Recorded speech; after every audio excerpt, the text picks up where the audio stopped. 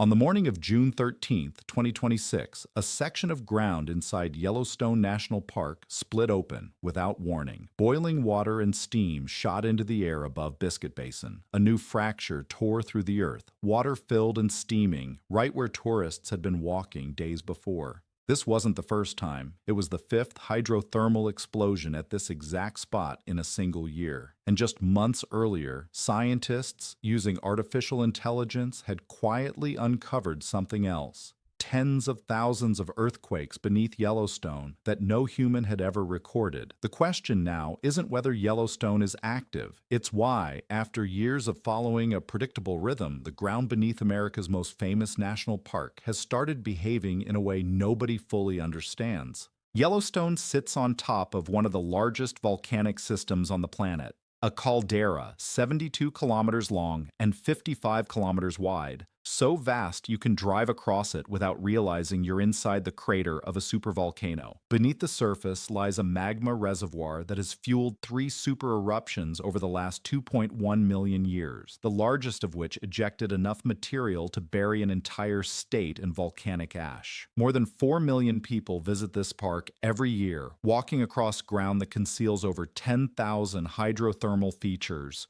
Geysers, hot springs, mud pots, and fumaroles, the largest concentration of active geothermal activity anywhere on Earth. For decades, the rhythm here has been predictable. The University of Utah's seismic network, working with the U.S. Geological Survey, has tracked somewhere between 1,500 and 2,500 earthquakes here every single year, almost all of them too small to feel. The caldera floor has been quietly sinking by about an inch annually since 2015, slow, steady, boring in the best possible way. That predictability is exactly why scientists trust the system. But Yellowstone has broken its own rhythm before. Go back to December 2008, and northern Yellowstone Lake produced a swarm of roughly 900 earthquakes in just 10 days, 19 of them above magnitude 3.0. 2 years later, another swarm struck northwest of Old Faithful. Each time, the system eventually settled back into its familiar pattern, and each time, scientists used what they learned to refine the models they still rely on today. That history matters because it tells you something important. Yellowstone doesn't move in a straight line. It moves in cycles, swarms, and pauses that can look alarming in isolation, but make sense only when measured against decades of data. The monitoring network watching it now is dramatically more sensitive than the one that caught those earlier swarms, which is exactly why what happened starting in 2025 stood out the way it did. In July of 2025, GPS stations along the north rim of the caldera, just south of Norris Geyser Basin, picked up something unusual. The ground there began to rise, not dramatically, about 2 centimeters over several months, but in a region that had been doing the opposite for a decade. Then by mid-January 2026, the uplift stopped. Just stopped. No clear trigger, no obvious cause. According to USGS monitoring data, this was the first winter since 2015 that the caldera didn't follow its usual subsidence pattern. Around the same time, a research team modeling the deep structure beneath the western United States published findings that upended decades of assumptions about where Yellowstone's magma actually comes from,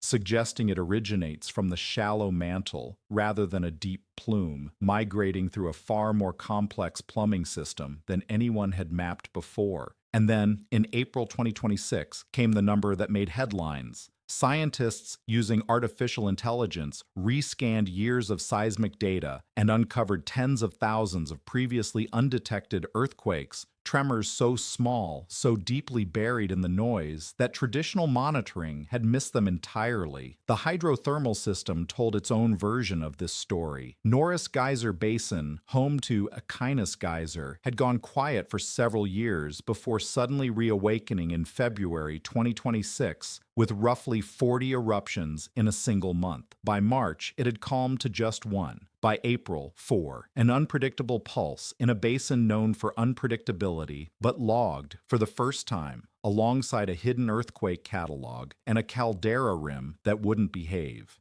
Individually, Geysers turning on and off is normal. Paired with everything else happening in the same 12-month window, it became one more data point scientists couldn't ignore. If you isolate any one of these signals, scientists will tell you it's nothing alarming, but stack them together, a rim that rose and then froze, a magma source that doesn't match the old model, and a hidden earthquake catalog tens of thousands of events larger than anyone knew. And you start to understand why researchers are paying closer attention than they have in years. The Biscuit Basin explosions only add to that picture. Since the major explosion there in July 2024 that damaged a boardwalk and sent debris flying toward tourists, the same small patch of ground has now produced 5 separate hydrothermal explosions. The most recent, on June 13, 2026, ejected muddy water and steam directly toward the area's monitoring webcam. If this pattern continues, repeated explosions concentrated in the same shallow hydrothermal pocket, scientists warn the ground in that specific area could become unstable enough to pose a real hazard to anyone standing nearby. This is the part most casual visitors never think about. You don't need a super eruption to get hurt at Yellowstone. You just need to be standing on the wrong 6 feet of ground on the wrong morning. To understand what's actually happening, you have to separate two very different processes that are easy to confuse. A hydrothermal explosion is not a volcanic eruption. It happens when shallow groundwater, trapped under pressure and heated by the system below, flashes instantly into steam and blasts through the surface, sometimes with enough force to throw rocks the size of cars. Think of it like a pressure cooker that's been sealed too long. The energy isn't coming from the magma itself, but from water trying to escape it. A volcanic eruption is a different beast entirely. It requires the actual magma chamber, sitting roughly 3.8 kilometers beneath the surface, to become more molten, more mobile, and forced upward through dramatic increases in pressure. Right now, USGS data shows that magma chamber is only 5 to 15% molten, nowhere close to the threshold required for eruption. The uplift, the hidden earthquakes, the explosions at Biscuit Basin, these are symptoms of a restless system, not a system preparing to blow. But restless and harmless are not the same word, and that distinction is exactly what scientists are working to refine in real time. Part of that refinement comes from a discovery that quietly rewrote the textbook on how Yellowstone is fueled. For decades, the assumption was simple. A deep mantle plume, rising from hundreds of kilometers down, feeds the magma chamber directly, like a single straw running from a deep reservoir to the surface. But a 2026 three-dimensional model of the entire western North American mantle, built by researchers studying the region's deep structure, found something messier. Most of Yellowstone's magma appears to originate in the shallow asthenosphere, much closer to the surface, and migrates upward through a tectonically controlled network of pathways before pooling in crustal reservoirs. Imagine discovering that a house you thought was fed by one straight pipe from a single well is actually fed by a tangled network of smaller pipes, some of which you never knew existed. That's the scale of the correction. It doesn't make Yellowstone more dangerous. It makes Yellowstone less understood than scientists believed just 12 months ago. And less understood systems are, by definition, the ones worth watching most closely. Here's the number that puts this in perspective. Yellowstone sits within a region that supports the livelihoods of communities across Wyoming, Montana, and Idaho, and draws over 4 million visitors a year, more people annually than attend every NFL game in a season combined. The park's monitoring network, now expanded to 46 seismometers and 26 GPS stations, exists because the consequences of missing a real precursory signal aren't measured in inconvenience. They're measured in lives. Scientists are clear that an actual eruption warning signal would look completely different from what's happening now. Sustained earthquake swarms above magnitude 4, persistent harmonic tremor, uplift measured in meters rather than centimeters, and dramatic shifts in gas emissions. None of that has occurred.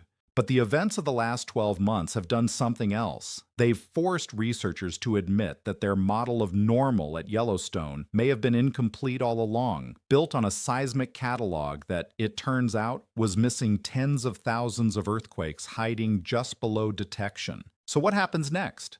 Field teams deployed new ground deformation equipment and geochemical sensors across Yellowstone through May 2026, expanding the network's ability to catch subtle changes before they become visible to the naked eye. Researchers are now watching three things closely: whether the frozen uplift along the North Rim resumes or reverses, whether the Biscuit Basin explosions continue their pattern or finally stabilize, and whether the newly uncovered AI earthquake catalog reveals deeper structural changes once fully analyzed. The official alert level remains normal. The aviation color code remains green, but for the first time in over a decade, scientists are not entirely sure they're looking at all the data, and they're racing to catch up to a system that may have been more active all along than anyone realized. The answer to what's really moving beneath Yellowstone may come sooner than anyone expects. Subscribe to stay ahead of what's coming.